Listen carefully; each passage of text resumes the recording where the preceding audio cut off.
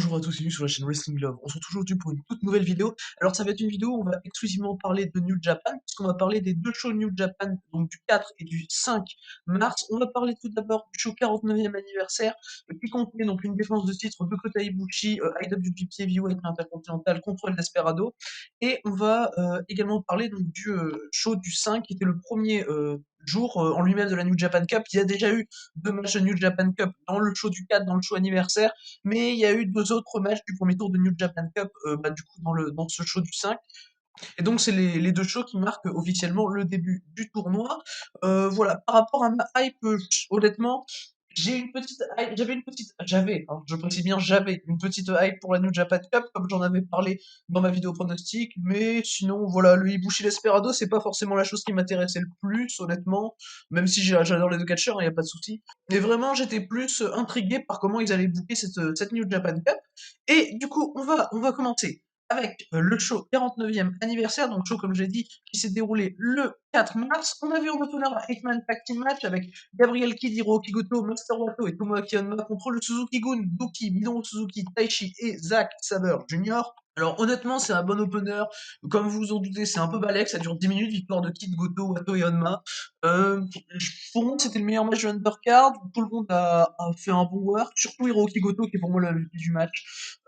Pour moi, ça build bien quelques matchs du premier tour de la New Japan Cup, comme Goto Taichi, qu'on parlera tout à l'heure, et qui était d'ailleurs le match qui m'a hypé le plus de ce premier tour de New Japan Cup, Goto Taichi, ou bien Kidd contre Zack Sabre Jr. Voilà, les deux ont des bons échanges. J'aime beaucoup à chaque fois que Kidd et Sabre Jr. sont sur le ring ensemble, ils peuvent faire vraiment de très bons trucs. Mais du coup, voilà, ça reste un bon opener. Pour moi, c'est logique de donner la victoire au face. Hein, voilà, ça me paraît logique, même s'il y avait Gabriel Kidd pour prendre le pin en soi dans l'équipe. Mais c'est ceux qui sont construits, on va dire, les moins forts. Donc voilà, juste avant leur New Japan Cup, ça me paraît assez logique. On va maintenant passer au deuxième match du show. C'était un 10-man tag team match avec Kaizo Owens, Evil, Jay White, Kenta et Taiji Ishimori contre David Finlay, Juice Robinson, Hiroshi Tanahashi, Toa Henare et Ryusuke Taguchi. Ça a duré 7 minutes pour voir une victoire du Bullet Club à Owens, Evil, White, Kenta et Ishimori. Euh, c'est genre, j'ai l'impression que, en fait, ce match, donc je l'ai mis de 25, j'ai l'impression que quand on demande à Jay White ou à la version Bullet Club des villes de catcher, ils comprennent pas qui doivent catcher, du coup, ils catchent pas. C'est vraiment un match qui raconte de la hit du BC avec des spots, des villes où il se fait aider par Togo, tout ça, avec White qui continue de pas catcher, qui veut.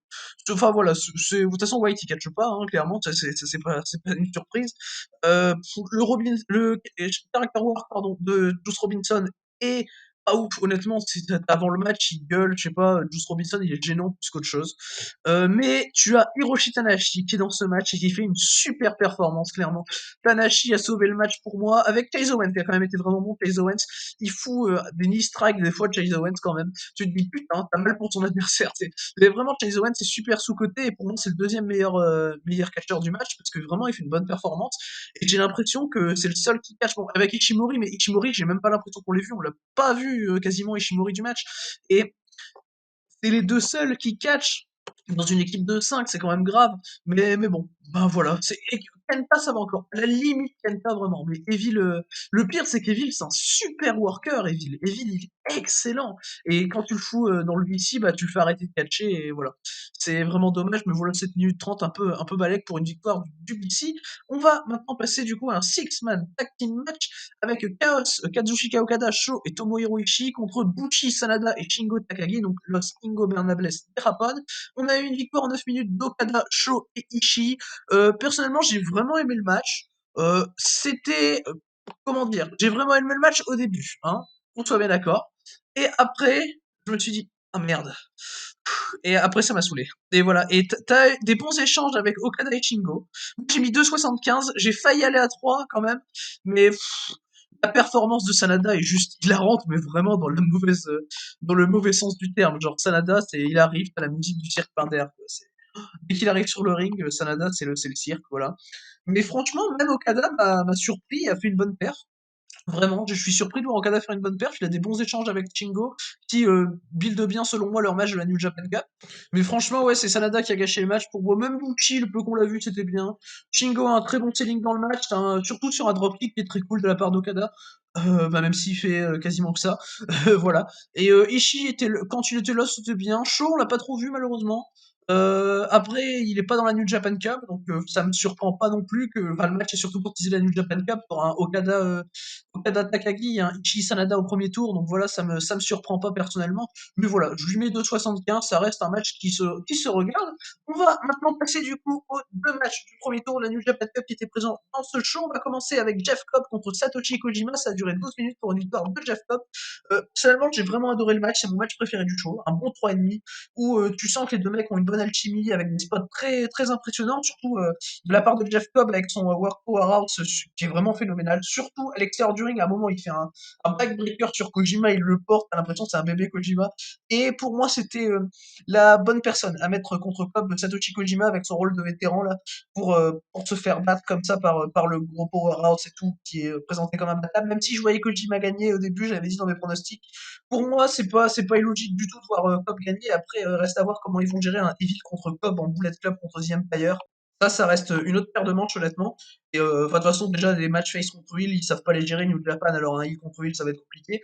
Mais voilà, ça reste vraiment un très bon match pour moi, avec une bonne séquence de finish, victoire de Jeff Cobb, clean, logique, 12 minutes, vraiment de bon catch, et c'est le match que je recommande du show, honnêtement. C'est vraiment le match que je recommande du show. C'était un très bon match. On va passer, du coup, après cette qualification donc, de Jeff Cobb au deuxième tour, au Great Okan contre Tetsuya Naito, 20 minutes et le sel, pour ma part, là où il a pour le coup, là c'est une honte totale ce match, ça dure 20 minutes et on a une victoire du Great Okan, le pire worker de la Fed, legit, hein, je pense même qu'il est pire que Sanada pour vous dire, qui élimine le meilleur worker de la Fed et c'est même pas que ça. Le problème c'est que le Great Okan, je rappelle qu'il est revenu chez New Japan, bon il était Young Lion avant, il est revenu chez New Japan à la fin du Climax 2020, donc en octobre, et je rappelle également que Naito est là chez New Japan depuis un petit paquet de temps quand même. Donc niveau histoire à raconter, faire passer le Great Okan pour moi c'est un scandale, hein, clairement. Et là où la New Japan Cup me déclenchait un petit peu de hype, ce qui est vraiment très rare chez New Japan, là où la New Japan Cup m'intriguait un peu. J'avais dit dans mes pronostics que c'était vraiment celui avec Osprey. Naito et Osprey pour moi c'est les deux qui ont le plus d'histoire à raconter durant cette New Japan Cup. Euh, et tu élimines Naito au premier tour, tu te dis quoi? Quelle bande de cons. Mais pour moi, c'est vraiment un scandale, une honte de faire passer le Great Okan. Aussi, la victoire soit pas trop décrédibilisante pour Naito, parce qu'il perd, parce qu'il sait pas sortir d'une soumission au bout de trop longtemps, t'as l'arbitre qui arrête le match. Ça reste un bon match. Naito est super fluide dans le match, il vend parfaitement sa jambe. Ça, il y a aucun souci avec ça. Moi, je lui mets 3,25 parce que pour moi, le finish, c'est une honte par rapport même à la New Japan Cup tout entière, où là, pour moi, ils ont, dès le premier jour, gâché leur New Japan Cup, où Naito avait des histoires à raconter avec Kenta, avec Osprey, enfin voilà, avec, bon, même si c'est pas la chose qui m'enchante le plus avec Evil, il y a de l'histoire quand même. Contrairement au Great Okan, le Great Okan n'a aucune histoire durant cette New Japan Cup.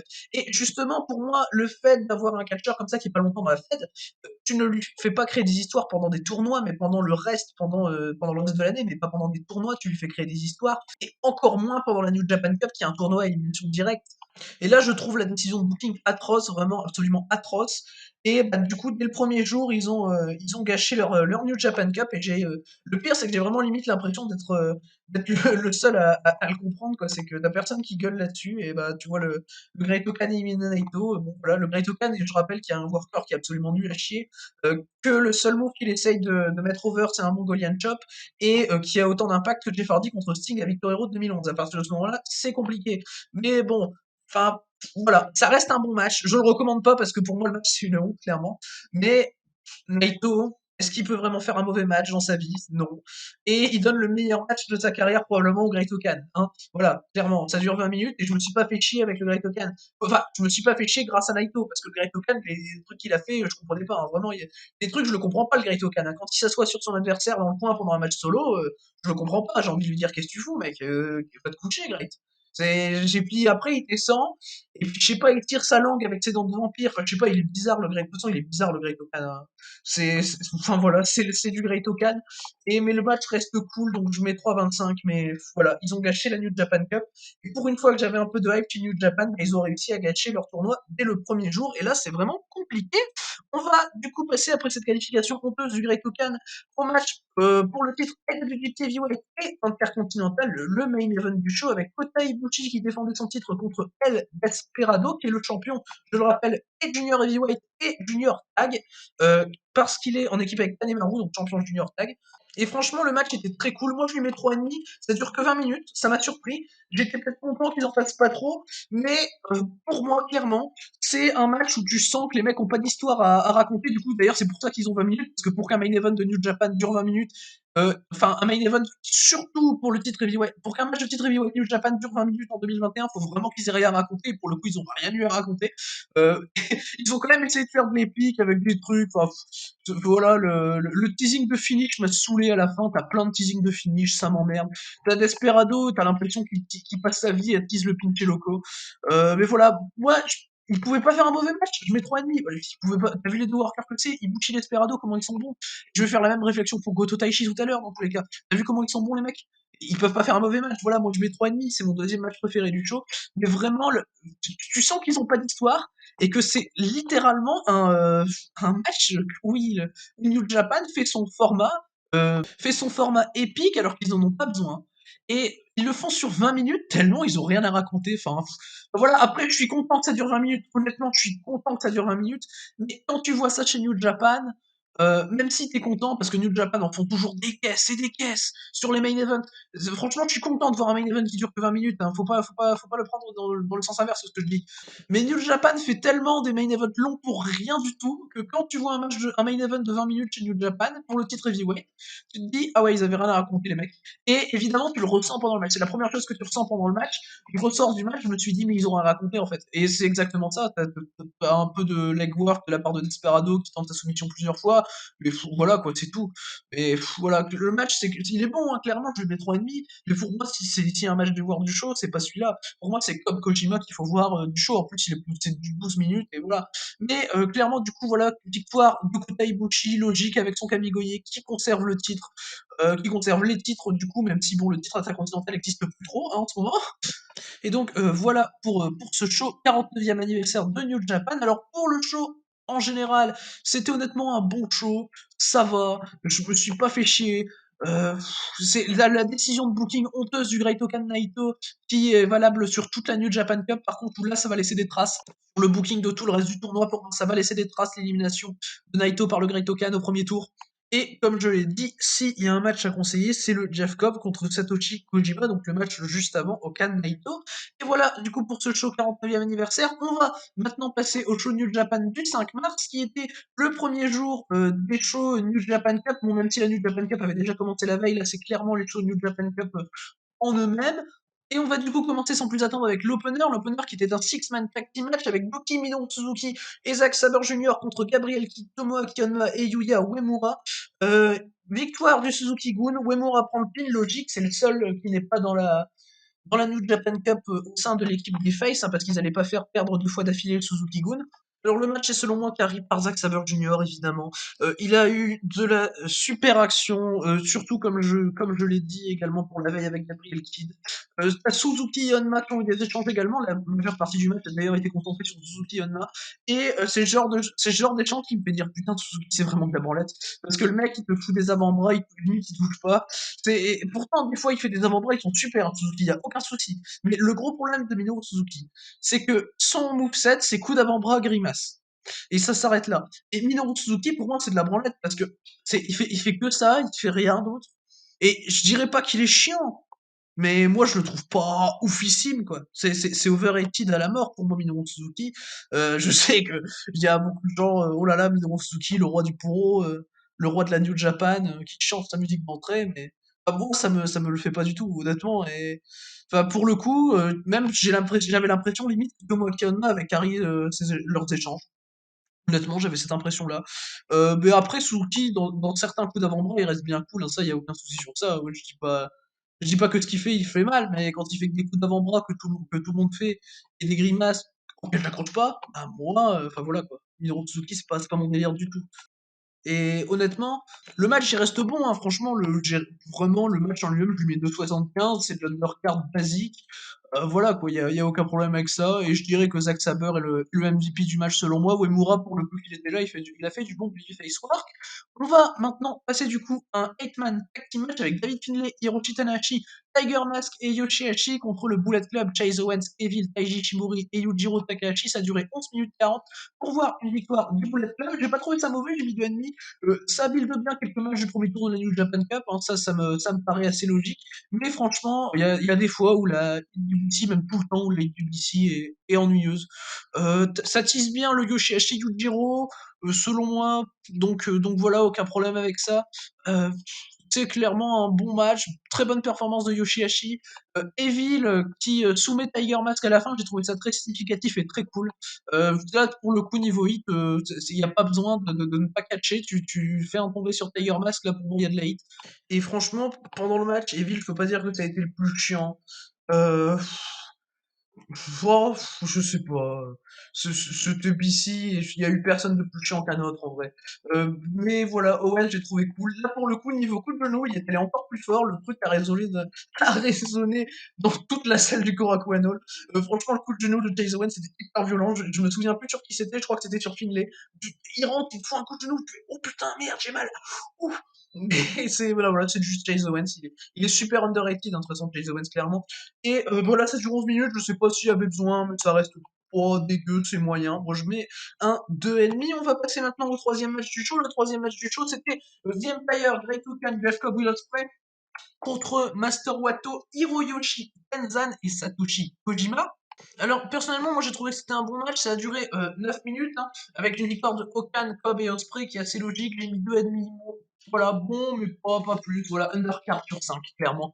C'est un bon match pour être juste avant les matchs de New Japan Cup. Bonne performance de tout le monde, à part Tenzan et Okan. Évidemment, t'as une story qui continue avec les Mongolian Shops de Tenzan. Tenzan refait ses Mongolian Shops, c'est risible.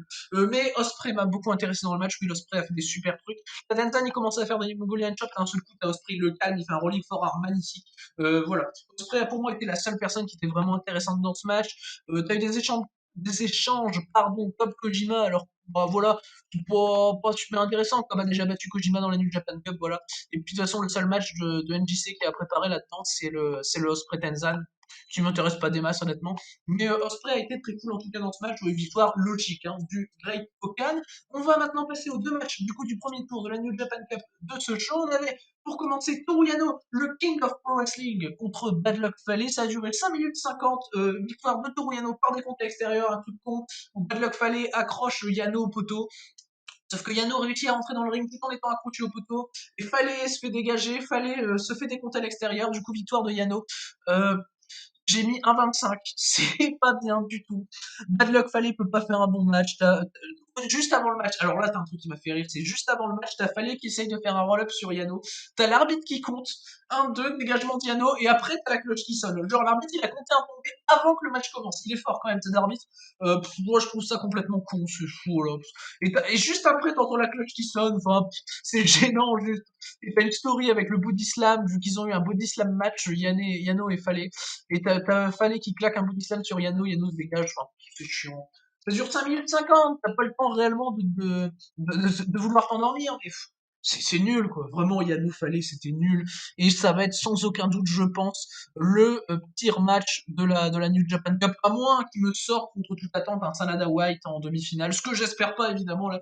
Je dis ça, je vais me faire karma, on va se taper un Sanada White, on va dormir. Mais voilà, ça va être probablement le pire match de la New Japan Cup. On va, je l'ai dit, voilà, par contre, la victoire de Yano, hein, voilà. On va du coup passer maintenant à Hiroki Goto contre Taichi, qui était le main event du show, et qui était le match qui m'a hypé le plus de ce premier tour, la New Japan Cup. Vraiment, j'avais des belles attentes pour un Goto contre Taichi. Honnêtement, je suis pas étonné, hein. Voilà, les mêmes reproches que j'ai que pour Ibuchi Desperado. 23 minutes, Main event épique, pas besoin. Ils ont pas d'histoire spéciale à raconter, ça se ressent, et c'est épique pour rien. T'as trop de teasing de finish vers la fin. La manière dont ils ont amené la victoire de Goto est cool, hein, honnêtement, mais t'as trop de teasing de finish, c'est du épique pour rien. Ils auraient vraiment pu. Enfin, vraiment, je suis déçu parce que les deux mecs, quand ils peuvent s'exprimer, ils sont géniaux. Et là, tu le fous dans une formule basique Main Event All Japan 2021, bah voilà. Moi, j'ai mis 3,5. C'est le meilleur match du show, et largement. Mais je peux pas faire plus pour New Japan, quoi. Je peux pas mettre plus parce que il y a pas besoin que ça soit aussi épique, et ils le font tout le temps, tout le putain de temps. Tu as un main event New Japan et c'est la même chose, c'est un truc épique avec plein de trucs qui ne servent strictement à rien et qui m'ennuient plus qu'autre chose, honnêtement. Et le problème n'est pas que le match dure 23 minutes, mais le problème est dans la construction du match en elle-même, qui est pour moi épique sans réel besoin, sans réelle signification dans le fond à ce qui a été raconté, parce qu'ils ont rien à raconter, ou en tout cas, ils ont rien à raconter de suffisant à ce que ça rende un match dans le besoin d'être épique. Et honnêtement, l'in-ring du match reste très bon parce que t'as Goto, t'as Taichi. Goto, c'est un des meilleurs workers de la Fed. Je le mets facilement dans mon top 3, hein, Goto, il y a aucun souci avec ça. Et t'as Taichi qui est un excellent catcheur et très sous-coté également. Et moi, enfin, c'est dommage. C'est dommage qu'il fasse ça, clairement. Après, est-ce que je suis tant surpris que ça? Non. Mais honnêtement, c'était le match qui m'a hypé le plus du premier tour de la New Japan Cup. Et je sais pas s'il y aura mieux, honnêtement, parce que le match était déjà très très très cool pour ce que c'était. Et ça aurait pu être facilement un 4-4-25 si ça avait pas été booké comme ça. Mais honnêtement, voilà, in-ring, ça reste un très bon match et c'est le match que je conseille du show, évidemment. C'est un Goto Taichi, logique. Et également, je l'ai pas dit longuement, mais je suis vraiment, vraiment, vraiment super content de la victoire de Goto. Je m'y attendais pas, honnêtement. Je pensais qu'il allait se faire jeter comme un sac au premier tour de New Japan Cup. Mais je suis vraiment content que Goto gagne. Enfin voilà, clairement. Et en plus, après, si on a un Okada Goto, parce que je pense qu'Okada va battre Shingo, hein, fatalement. Par contre, si on a un Shingo Goto, là, c'est la hype, tout ce que vous voulez, là, c'est le. Je live, hein, pour un Shingo Goto, clairement. Mais si on a un Okada Goto, je pense que Goto a moyen de donner vraiment un bien meilleur match à Okada qu'un Taichi. C'est pas du tout contre Taichi, hein, j'aime beaucoup Taichi. Mais Taichi étant il Suzuki-gun, tu vas avoir vraiment fatalement de la grosse suite au début qui va être sloppy à cause aussi d'Okada, hein. Ce sera à cause des deux, hein, même si j'ai rien spécial contre la hit de Taichi, mais quand c'est avec Okada, fatalement ils vont en mettre des caisses. Mais voilà, je suis vraiment content de la victoire de Goto en tout cas. Et bon, j'espère pas très loin pour Goto, hein, je suis réaliste, hein, malheureusement. Mais en tout cas, qu'il ait passé le premier tour, ça me fait déjà plaisir. Et donc voilà pour ce premier jour du coup des shows New Japan Pro Wrestling New Japan Cup 2021. S'il y a un match pardon, que je dois conseiller, c'est le Goto Taichi. De toute façon, s'il y a un match que je dois conseiller de ces deux shows, c'est le Goto Taichi. Pour moi, c'est le meilleur match des deux shows réunis. Voilà, pour moi, le show 49e anniversaire est clairement meilleur que le show New Japan Cup Tag 1. Et du coup, voilà pour cette vidéo sur New Japan. Merci de l'avoir écouté. Et du coup, d'ici les prochaines vidéos, je vous dis à la prochaine.